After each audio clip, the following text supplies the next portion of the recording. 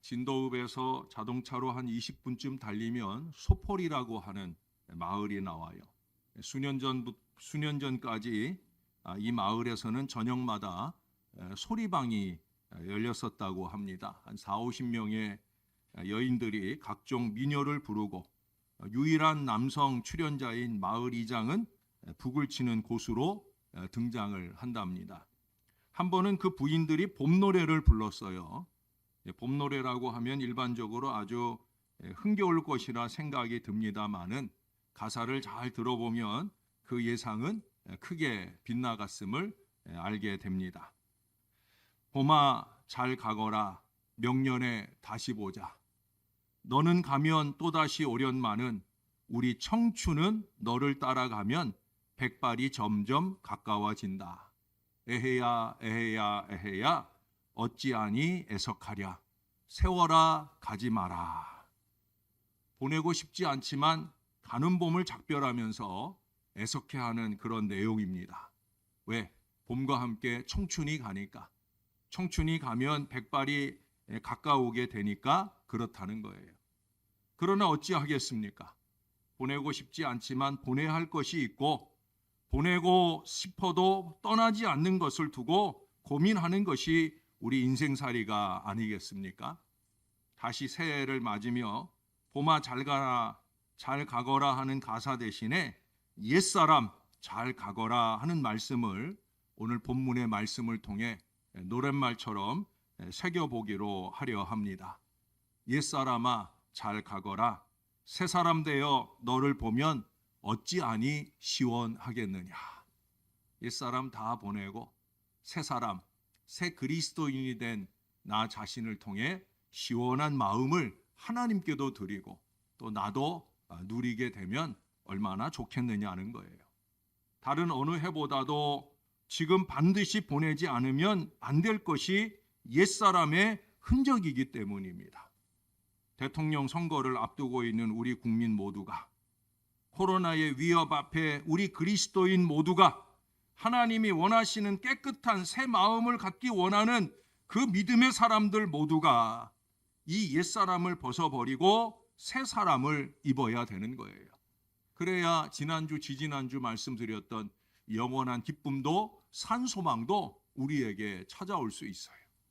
이 옛사람을 간직한 채로는 그런 것들을 누릴 수가 없어요. 하나님이 아무리 우리에게 우겨 박아 넣으시려고 해도 옛사람이 우리 마음을 채우고 있는 한 이 영원한 기쁨, 산소망의 새 은혜는 우리 안에 들어올 수가 없다는 거예요. 최근에 여러 번 말씀드렸죠. 고대 헬라 사람들은 시간을 두 종류로 나누어 생각했다고. 카이로스와 크로노스로. 카이로스는 때를 말한다고 그랬고요. 크로노스는 연대를 말하는 거예요. 연대는 자연이 오잖아요. 그렇죠? 2021년 갔고 2022년이 자연이 와요. 이거 지나고 나면 우리 교회 창립 50주년을 맞는 2023년도 곧 올 거예요. 가만히 있어도 이처럼 시간은 흘러요. 그러나 때는 시간이 흐른다고 오는 게 아니에요. 때는 하나님께로부터 오는 거예요. 준비하고 노력하는 자에게만 하나님이 주시는 거예요. 그래서 때, 이 카이로스와 크로노스 연대는 엄연히 다르다는 말씀을 드렸잖아요. 연대기적인 시간이 바뀌면 역사가 바뀔 것이다 하는 생각은 그건 막연한 기대에 불과합니다. 새로운 한 해가 시작됐다고 무슨 큰 변화가 일어나고 역사가 바뀔 것이라 생각하는 건 이건 잘못된 것입니다. 묵은 해가 가고 새로운 한 해가 시작된다고 해서 새로운 변화가 있는 것도 아니고 새로운 역사가 일어날 것도 아니라는 거예요. 역사가 바뀌려고 하면 바뀔 만큼 무르익은 때가 있어야 되는 거예요. 예수님께서 이 땅에 탄생한 사건은 때가 되어 일어난 사건이에요. 연대기적인 사건이 아니에요. 우연히 이루어진 것도 아니라는 거예요. 하나님이 당신의 뜻에 따라 하나님이 내려주시는 축복의 그 때가 있다라고 하는 거예요. 그래서 저는 여러분들에게 기도할 때마다 때인가, 뜻인가, 능인가 이것을 하나님께 자꾸 여쭈면서 기도해야 된다. 이 말씀을 여러 번 드리고 있어요. 잊지 마세요, 여러분. 하나님의 때, 하나님이 카이로스의 때를 열어주셔야 돼요. 그걸 열어주실 만한 저와 여러분의 신앙이 되어야 된다는 거예요. 다시 맞는 새해에는 한 살 더 먹는 정도에서 멈추지 말고 이 때, 이 카이로스를 내 것으로 만드는 저와 여러분들이 될 수 있기를 바랍니다. 때는 하나님이 보내주시는 거예요. 때는 믿고 의지하고 우리 주님을 사랑하고 은혜와 성령이 충만해서 애쓰고 준비하고 노력하는 그런 믿음의 사람들에게 주신다라는 거예요. 혹시 졸며 들으시면 우리 목사님은 지난주에도 때 미는 얘기하더니 오늘도 또 때 얘기한다고 그렇게 오해하실 수 있어요. 여러분, 오늘 말씀의 때는 기회를 말하는 거예요. 은혜의 기회를 말하는 거예요. 오늘 본문 말씀을 보세요. 예수님 믿는 성도들에게 주시는 말씀이에요. 이 세상에는 옛사람과 새사람이 있다는 거예요. 우리는 옛사람을 버리고 새사람이 되어야 된다라는 말씀이에요. 오늘 말씀은 그 보내야 할 옛사람의 모습이 어떤 것인지 전반부에서 우리에게 분명히 알려주고 있습니다. 첫 번째로 꼽을 수 있는 것은 허망하게 행하던 옛사람을 보내야 합니다. 여러분, 오늘 본문에서 일일이 제시해주고 있는 옛사람은 7가지 현상으로 나타납니다. 그 중에 가장 먼저 나오는 것이 허망한 행동이에요. 허망한. 17절을 보세요. 그러므로 내가 이것을 말하며 주 안에서 증언하노니 이제부터 너희는 이방인이 그 마음에 허망한 것으로 행함같이 행하지 말라. 예수님도 산상수훈에서 중언부언하지 말라 할 때 이방인같이라는 표현을 썼는데 여기도 마찬가지예요. 허망한 행동, 허망한 생각은 이거는 이방인들이나 하는 거예요. 우리 그리스도인 것이 아니라는 말이에요. 마타이오테티라고 하는 이 헬라어 원어는 쓸모없는 생각과 행동을 말하는 거예요. 마음의 기대를 한순간에 무너뜨리는 것이 허망이에요. 우리를 향한 하나님의 기대를 무너뜨리는 어리석음, 바로 그게 허망입니다. 예수 그리스도를 알지 못하는 이방 사람들의 마음과 행동이 그렇게 허망했는데 우리 예수 믿는 사람들이 그 허망을 따라가면 안 된다는 거예요. 허망하다는 말은 성경에서 하나님께 대하여 미련하고 어둡다는 뜻으로 로마서 1장 21절에 말씀합니다. 만물을 지으신 하나님께 영광이나 감사를 드리기는커녕 그 생각이 허망해진다라고 경계를 하고 있어요. 허망하다는 이 단어의 근본적인 의미는 계약을 했는데 그 계약의 내용을 인정하지 않는다는 의미예요. 창조주 하나님, 그분과 약속을 아무런 소용도 없게 만들어버리고 마는 것, 그것이 허망한 거예요. 우리가 예수 믿고 세례 받으면서 결단한 것들이 있잖아요. 우리가 주님께 헌신의 사명자로 부름 받으면서 약속해 드린 것이 있잖아요. 그걸 다 무너뜨리는 거예요. 이건 용서받지 못할 큰 잘못입니다. 하나님과 사람 앞에서 분명히 언약했던 그 일이 허망하게 쓸데없이 되고 만다면 그것은 하나님 앞에 큰 죄악이고 인간에게 다시 없는 충격을 주게 되어지는 거예요. 그래서 이방인, 예수 안 믿는 사람과 다를 바가 없다라고 오늘 말씀하고 있는 겁니다. 역사의 교훈 앞에 서서 우리는 먼저 개인의 삶에서 일어나는 계약을 좀 점검해 봐야 됩니다. 저는 목사다 보니까 이 목사의 사명을 때문에 결혼주례도 하게 될 때가 있고 또는 우리가 청빙 면접이나 또는 임직을 앞두고 있는 사람들의 면접이나 또는 다짐을 받을 때가 많이 있어요. 어제 결혼식에도 가니까 거기 결혼식 전에 영상이 이렇게 이 결혼하는 사람들이 어떻게 연애 기간을 지냈는지 영상이 사진으로 쭉 나오더라고요. 근데 거기 제일 마지막에 그런 말이 써 있더라고요. 영원히 행복하게 살겠습니다. 뭐 그 영상에서만 아니라 대부분의 결혼하는 사람들은 걷는 머리가 팥불이 될 때까지 변치 않고 사랑하며 가정을 잘 지키겠나라고 식장이 떠나가도록 서약하던 이 신랑과 신부가 서로에게 최선을 다하지 않고 그 약속을 파기해 버리는 일이 오늘날 너무나 많이 일어나고 있어요. 또 목사로서 목사가 주례한 가정이 그렇게 깨어져 버리는 안타까운 순간을 만나보기도 합니다. 그것이 다름 아닌 허망함이에요. 당사자들의 아픔이 있었겠지만 주례자의 고통이나 주위 사람들의 안타까움은 본인들 못지않게 상처로 남게 되어집니다. 청빙이나 임직 심사 때도 마찬가지예요. 이 사명에 통과만 시켜준다면 분골쇄신하겠다 약속하는 사람들이 많아요. 분골이 뭐예요? 뼈가 가루가 된다는 얘기예요. 쇄신이 뭐예요? 몸이 부서질 정도로, 그럴 정도로 노력하겠다라고 정색을 하면서 그렇게 묻게 되면은요, 대부분 가루가 정말 되겠다, 그런 대답을 합니다.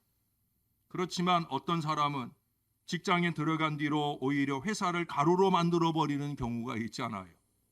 심지어 교회도 그렇게 만들려고 혈안이 되어 있는 어리석은 사람들을 많이 보게 됩니다. 적당히 일하고 엉뚱한 곳에 눈 돌리고 심지어 공동체에 금전적인 손실을 끼치거나 명예를 실추시키기도 합니다. 그 모든 것들이 바로 청산해야 할 허망한 옛사람의 모습이라는 거예요. 빨리 벗어야 합니다. 자신을 위해서도 그렇고 공동체를 위해서도 그렇고 빨리 벗어버려야 된다는 거예요. 더 중요한 것은 예수 그리스도를 믿기로 작정하고 나서 그 약속을 지키지 않는 그 사람의 행위가 더 그렇습니다. 그리스도의 사람이 된다는 것은 옛사람을 벗어버리는 일입니다. 그 옛사람과 완전히 작별하는 것은 쉬운 일이 아니에요. 그러나 그렇다고 주님과의 신성한 믿음의 약속을 허망한 일로 돌리고 말겠습니까? 그럴 수는 없는 거예요. 그렇다면 그의 인생은 아무 소용없는 무익한 것이 되고 말기 때문입니다. 사랑하는 여러분, 이런 허망함을 버려야 됩니다. 하나님께 허전함을 드리는 이 허망함에 머물러 있지 말아야 됩니다. 두 번째로 말씀하는 것은 어둡고 무지하여 마음이 굳어진 옛사람을 보내야 한다 말씀이에요.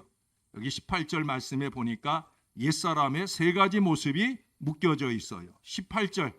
자, 여러분들이 한번 읽어봐 주실래요? 시작.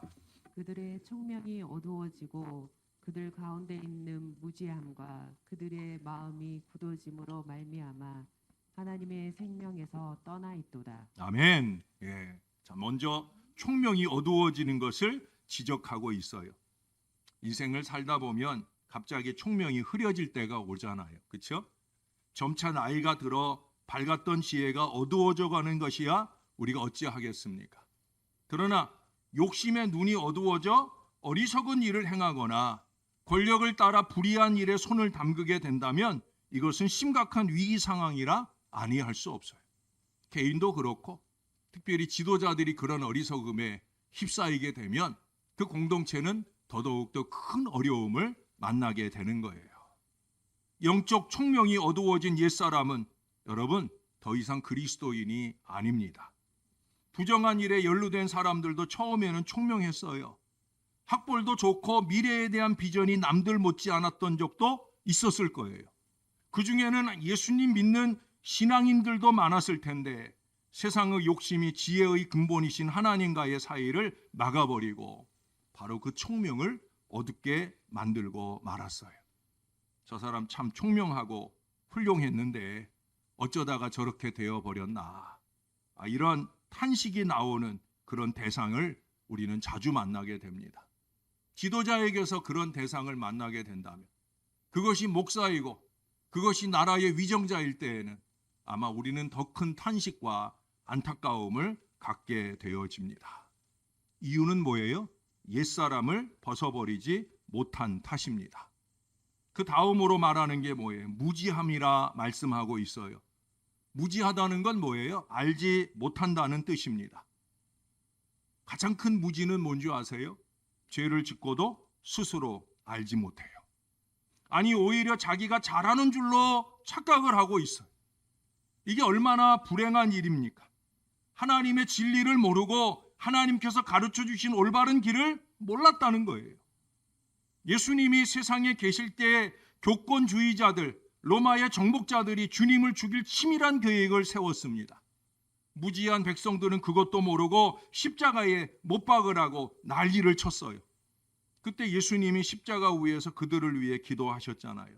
아버지, 저들을 사하여 주옵소서. 자기들이 하는 것을 알지 못하나이다. 인간들의 무지함을 깨우치기 위한 우리 예수님의 간절한 기도예요. 알지 못한다는 거예요. 정말 몰라요. 자기가 하는 일, 그 이상 하는 짓, 그것이 얼마나 불신앙적이고 악독한 일인지 몰라요.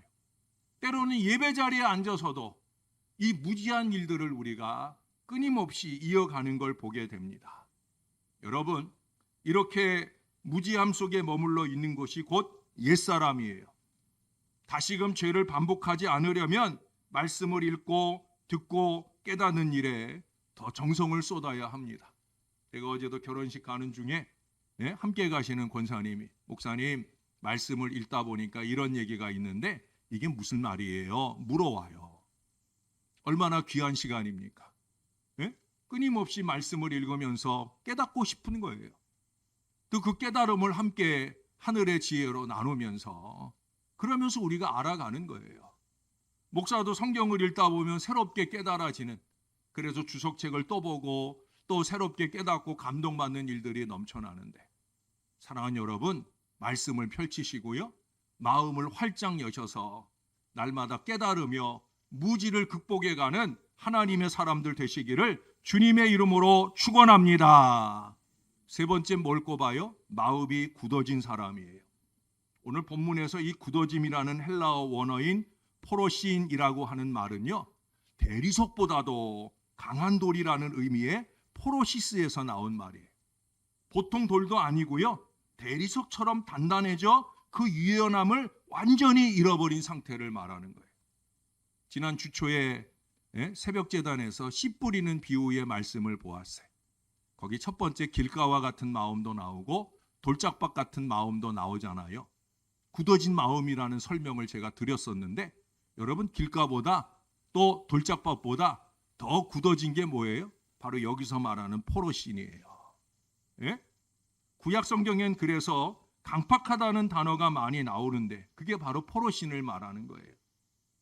애굽 왕 바로가 모세의 말을 듣지 않고 마음이 굳어져 계속 재앙을 부르다가 결국 어떻게 돼요? 자기 아들까지 잃어버리는 비극을 만나게 되는 거예요. 굳어짐의 결과입니다. 개역개정판 성경 번역은 완강하다, 완악하다라는 말로 되어 있는데, 예수님도 씨 뿌리는 비유에서 19절에서 바로 그 표현을 사용하고 있는 걸 보게 되어집니다. 마음이 굳어지면 완악해집니다. 어떤 분이 인생의 어려운 일을 겪고 난 후에 척추가 통째로 굳어져가는 그런 병에 걸렸어요. 진단을 받아보니까 정신적인 충격과 육체적인 고통으로 신음하게 되어졌다는 거예요. 여러분, 스트레스가 제일 큰 병이에요. 스트레스를 주는 사람은 나쁜 사람이에요. 정말 나쁜 사람이에요.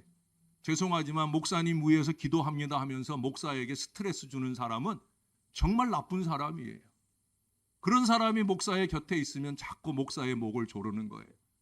최근에 우리 노예 안에서 생명을 잃은 갑작스럽게 돌아가신 목사님들이 많은데, 근데 그 교회 목사님이 돌아가시면 제일 먼저 생각나는 사람을 그 교회마다 갖고 있어요. 이건 안타까운 일이죠. 여러분, 굳어진 마음은 자기를 죽이고 남을 죽여요.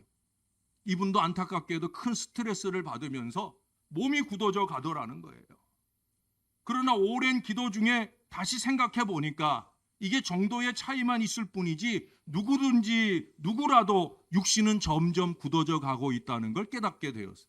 그렇잖아요, 여러분. 여러분들은 어떠세요? 나이가 들면서 부드러워지십니까? 아니잖아요. 자꾸 굳어져 갑니다. 그러나 이분은 좀 더 빨리 굳어져 간다 하는 생각을 하게 됐다는 거예요. 그 생각이 전환이 되고 나니까 하나님께 이런 기도를 드려요. 오 주님, 그 대신에 제 마음은 굳어지지 않도록 붙들어 주세요. 할렐루야. 얼마나 귀한 기도예요.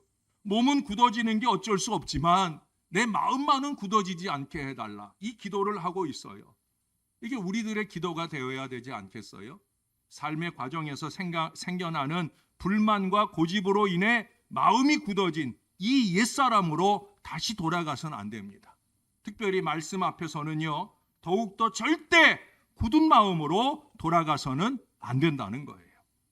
자, 크게 세 번째로 우리가 버려야 할 옛사람은 뭐냐? 감각 없이 방탕과 욕심에 물든 옛사람을 보내야 합니다. 여기 19절, 20절에도 역시 옛사람의 세 종류 모습이 나와요.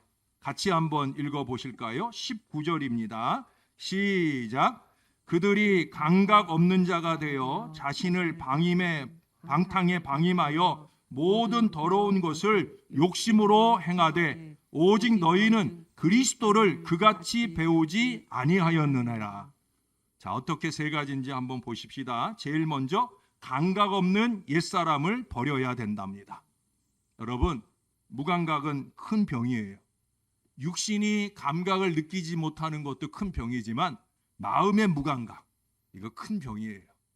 기쁨도 슬픔도 깨달음도 감사도 느끼지 못하는 거, 그 병이죠.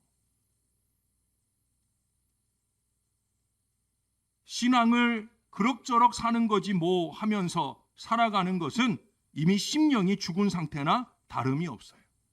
그럭저럭 예배하는 거지, 그럭저럭 시간 보내는 거지, 그럭저럭. 여러분, 이거 무감각입니다. 시각과 청각뿐 아니라 이 마음의 생동감이 활발해져서 더 나은 감각을 갖도록 그렇게 노력해야 할 필요가 있다는 거예요. 성경도 우리에게 가르쳐 주잖아요. 기쁠 때는 찬송해라, 외로움을 느낄 때는 기도해라. 그러면서 하나님 바라보자는 거예요. 깨달았을 때는 즉시 감사하고 그것을 헌신의 행동으로 옮겨야 되는 거예요. 그게 감각 있는 신앙이에요. 이처럼 생동하는 것은 감각의 작용이 활발하다는 겁니다. 여러분, 무감각한 것은 옛사람의 모습이에요. 빨리 벗어버려야 합니다. 그 다음, 방탕에 방임하여 욕심 많은 옛사람이라는 것은 무엇이겠습니까? 방임이라는 것은 제멋대로 하도록 내버려 둔다는 말이에요. 방탕한 생활을 청산하려는 그 노력을 포기하고 자신을 그냥 내버려 두었다 하는 그런 의미입니다. 자신을 포기해서는 안 돼요. 자신을 가장 학대하는 것이 뭐냐? 포기예요, 포기. 나는 아픈 사람이야. 그러고 자기를 포기하면 안 돼요. 나는 늘 뭐 이렇게 살아왔으니까 하고 포기하면 안 돼요. 왜 그래요? 내가 나를 방임해 버리는 것은 하나님이 나를 방임하도록 만드는 처사거든요. 내가 나를 방임하는 것은 거기서 끝나지 않아요. 하나님의 다음 역사를 우리가 하나님께로부터 받아 누리지 못한다는 거예요. 인생에서 제일 불쌍한 것은 하나님이 방임하는 인생이 되는 거예요. 여러분, 어떤 대상이라도 아직 희망이 남아있다면 그냥 내버려 두지 않잖아요. 여러 가지 말로 훈계도 하고 사랑의 매도 때리면서 그래서는 안 돼, 인생을 망치면 안 돼, 신앙을 망치면 안 돼 라고 하면서 갖가지 희망의 끈을 붙들어 매기도 하잖아요. 목회는 그런 거예요. 제가 여러분들에게 아직도 야단치고 있다고 하면 여러분을 아직도 사랑하는 거예요. 아니, 저를 통해 하나님이 야단치시는 말씀을 전하는 건 하나님이 여전히 여러분들을 사랑하시는 거예요. 우리 얼마 전에도 그런 말씀들을 들었잖아요. 하나님의 사랑의 표시예요. 예? 야단 맞을 때 정신 차려야 되지요. 찔릴 때 회개하고 하나님 원하는 신앙으로 그렇게 돌아와야 되지요. 그러나 그것마저 그만두고 포기했다는 것은 완전히 희망을 거두었다는 뜻이 돼요. 방탕에 젖은 행각을 방임하고 더러운 욕심의 길을 가는 옛사람에게 하나님께서는 어떤 일을 하시겠습니까? 여러분, 혹시 지난해에 우리의 삶 가운데서 하나님의 징벌이라 생각되는 일을 당한 분이 있으십니까? 하나님께 딱 맞고 나니까 아이고 내가 이거 잘못했네 라고 깨달아진 순간을 경험한 분들도 아마 있을 거예요.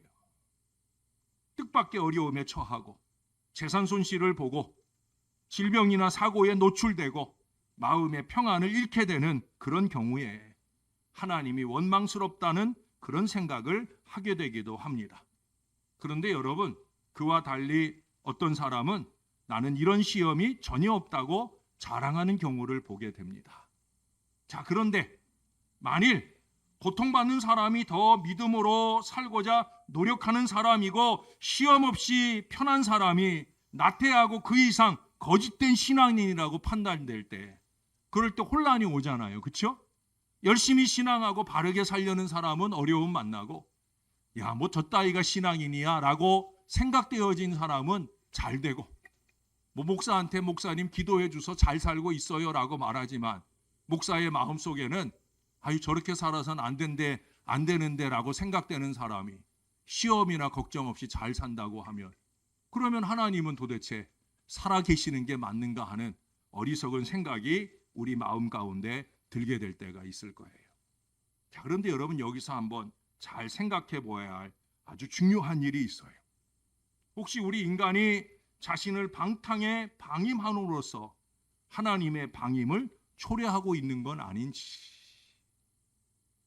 다시 말하면 하나님께서 구원의 손길을 거두신 안타까운 대상은 아닌지, 우리가 자신의 신앙 상태를 심각하게 점검해야 된다는 거예요. 내가 잘못 살고 있는데도 아무 문제가 없다고 그걸 하나님의 은혜라고 말할 수는 없는 거예요. 내가 제대로 잘 살면서 하나님이 안전하게 평안하게 우리를 보호해 주시는 그 은혜의 자리로 나가야 되지요. 사랑하는 여러분, 하나님이 우리를 방임하지 않도록 우리는 우리를 방임하지 않는 건강한 옛사람의 모습은 벗어 던지고 새 사람의 모습을 입어야 된다는 거예요. 자, 이제 7가지 중에 제일 마지막입니다. 마지막으로 그리스도를 옛사람의 모양으로 배워서는 안 된다. 마지막 얘기가 제일 중요한 거예요. 앞에 6가지가 우리 안에서 이루어지지 않으려면, 그 옛사람의 모습이 우리 안에서 잔존하지 않으려면 마지막 7번째, 그리스도를 옛사람의 모양으로 배워선 안 된다는 거예요. 크리스찬이 뭡니까? 어제 새벽에도 말씀드렸지만 최고의 모델이 되어주시는 우리 예수님을 닮기 위해 날마다 배우는 사람이 크리스찬이에요. 예수님에게서 듣고 그 안에서 가르침을 받아야 새 사람이 된다는 것, 그것을 믿는 사람이 바로 그리스도인이에요. 그래서 우리는 작년에도 올해도 새로 오는 앞으로의 시간 동안에도 열심히 그리스도를 따라 배우려고 합니다. 세상의 지식도 얼마나 배울 것이 많은지 한 인간으로서 그것을 다 받아 가질 수는 도저히 없어요. 우리가 아무리 성경을 많이 읽어도, 아무리 주석책을 보고 열심히 연구하고 노력을 해도, 제가 아까도 그랬잖아요. 저도 여전히 배우고 있다고. 저도 여전히 배우고 있어요. 주중에도 말씀드렸잖아요. 저는 그래서 항상 레이더를 켜놓고 산다. 제가 접하는 모든 것들 속에서 배우고 그 속에서 하나님의 지혜를 하나하나 알아가려고. 여러분, 제가 주중에 여러분들에게 그림글을 보내드리잖아요. 그것도 마찬가지예요. 매주마다 골몰하면서 이번 주에 금요일 날 보낼 그림글을 벌써 어저께 다 만들어, 어제 새벽에 새벽 예배 끝나고 하나님이 묵상하게 하신 그림들도 있고 또 글들도 있어서, 그래서 어제 새벽에 벌써 다 만들어 놨어요. 계속해서 준비되어 있는 거예요. 깨어 있는 거예요. 그러면서 그리스도에게 지혜를 얻어서 열심히 그림도 만나게 되고 글도 적어가게 되는 거예요. 쉽지 않은 일입니다. 여러분, 어떤 사람이 박사학위 논문을 준비하는 동안 얼마나 공부를 많이 했던지, 그가 이제 박사가 되고 교수가 되어 강단에 서자마자 학생들에게 뭐든지 다 물어보라고 그렇게 기세를 올렸다고 합니다. 그러다가 세월이 지나가면서 내가 모르는 것이 아직도 가득하다라는 걸 깨닫게 되었다는 거예요. 그래서 뭐라고 그랬어요? 무엇이든지 다 물어보라가 변하여서 이제 나는 아무것도 모른다라는 겸손한 고백으로 나아가게 되었다는 거예요. 그게 진짜 잘 아는 사람이죠. 예? 정말 아는 사람, 정말 그리스도의 도를 배우려는 사람은 나는 아무것도 모른다 하는 마음으로 행하는 사람이에요. 저 역시도 마찬가지예요. 요즘 들어서 지난날에 무엇을 얼마나 알아서 수십 년 동안 가르치고 설교하고 주장했는지 부끄러운 마음이 자꾸 들게 됩니다. 이제 제게 남은 것은 주님을 따라 더 배우는 일에 열심을 다해서 새 사람을 더 입어야 되겠다. 바로 이것뿐이에요. 지금까지 주님의 말씀을 배우고 또 가르치기도 했다고 하지만 옛사람의 마음과 태도로 한 것은 아니었는지, 이 말씀 속에서 저 자신 회개와 반성을 거듭하지 않을 수 없었습니다. 사랑하는 여러분, 우리 모두 그리스도를 좀 열심히 배워 새 사람이 되기로 굳게 다짐하시는 이 아침이 되시기를 주님의 이름으로 부탁합니다. 그리스도께 배워야 해요. 열심히 배워야 해요. 여러분, 주중에 여러분 번거롭게 우리 부교육자들이 새벽 말씀을 보내드릴 때가 있잖아요. 예? 일주일에 제가 새벽 시간에 6번 설교를 하는데 그 가운데 보통 한 2-3번 정도, 많으면 4번까지 제가 우리 부교육자들에게 새벽 말씀 좀 보내드려라 하면 여러분의 톡으로 새벽 말씀 유튜브 동영상이 오면 그거는 꼭 봐야 돼요. 그거는 꼭 보고 들어야 돼요. 새벽에 성전에 오셔서 주의 말씀을 다 들으시면 좋겠지만 그러지 않으시는 분들이 많다 보니까 제가 설교를 하고는 이 말씀은 나에게도 중요하지만 우리 성도님들이 꼭 들으시고 신앙의 새 사람이 되어야 되겠다 여겨지는 말씀들을 보내라 하는 거거든요. 지난주에는 많았죠? 4번이었어요. 요즘 복음서 말씀을 강의하면서 여러분이 들으셔야 될 참 중요한 말씀들이 많은 것 같아요. 여러분, 제발 주중에 많이 바쁘시더라도 여러분들에게 오는 그 동영상만큼은 꼭 시청하면서 새 은혜로 채워가시는, 새 말씀으로 배워가시는 우리 하나님의 사람들이 되시기를 바랍니다. 한국교회의 모습도 옛 교회를 벗고 새 교회가 되어야 합니다. 어려운 코로나에서라도 새로운 미래 교회의 목표를 얼마나 이루었는지 잘 점검해 보아야 할 것입니다. 이는 어느 특별한 교회에만 해당되는 것이 아니에요. 우리 교우들 한 사람 한 사람이 마음을 새롭게 하고 의와 진리로 무장할 수 있어야 됩니다. 그 실천 사항이 오늘 본문에 뚜렷이 제시되어 있잖아요. 오늘 본문의 결론부에 가시면 23절, 24절을 보세요. 우리 마지막으로 한 번만 더 같이 읽을까요? 시작. 오직 너희의 심령이 새롭게 되어 하나님을 따라 의와 진리의 거룩함으로 지으심을 받은 새 사람을 입으라. 할렐루야. 의와 진리의 거룩함으로 지으심을 받은 새 사람을 입으라. 여러분, 쓸데없고 허망한 일 생각하느라고 시간 보내지 마시고요. 의와 진리의 거룩함으로 지으심을 받는 새 사람을 입는 노력이 필요해요. 새 사람은 새 자아이며 새로운 본성을 의미합니다. 이것은 새로운 자아 확립을 원하는 말씀이며 본질을 바꾸라는 명령이에요.